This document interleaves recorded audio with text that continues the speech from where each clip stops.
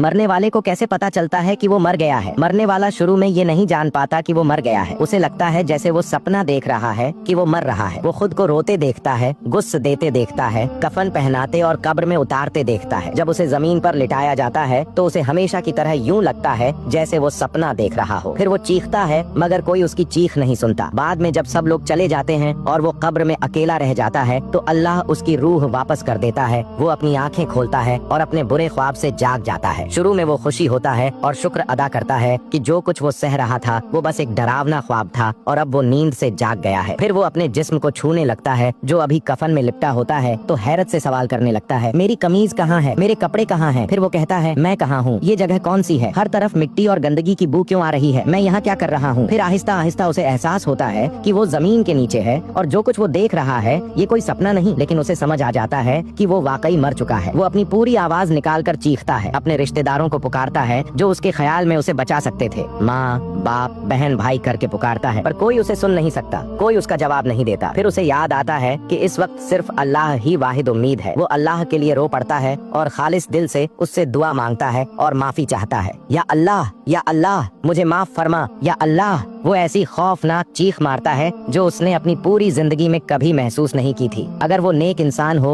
तो दो फरिश्ते मुस्कुराते चेहरे के साथ आकर उसे बैठा लेते हैं ताकि उसका दिल मजबूत करें और फिर उसके साथ बेहतरीन सलूक करते हैं। और अगर वो बुरा इंसान हो तो दो फरिश्ते उसके खौफ को और बढ़ा देते हैं और उसके बुरे अमाल के मुताबिक उसे अजाब देते हैं। ए अल्लाह, मेरे गुनाह और मेरी माँ, बाप, बीवी, बच्चों और मेरे तमाम खानदान और दोस्तों के गुनाह माफ फरमा। तो मेरे प्यारे इस्लामी भाइयों और बहनों, आपके पास दो रास्ते हैं। एक, बस ये थोड़ी सी बात पढ़कर यहीं खत्म कर दें और कुछ न करें। दो, एक नई जिंदगी शुरू करें और अल्लाह की तरफ पलट आए, उससे माफी मांगे और नेक अमाल करें। या अल्लाह, मेरी जान उस वक्त तक मत लेना जब तक कि मैं अपनी बेहतरीन हालत में न हूँ और तुझसे मिलने के लिए तैयार न हूँ। आमीन या रब्बुल आलमीन।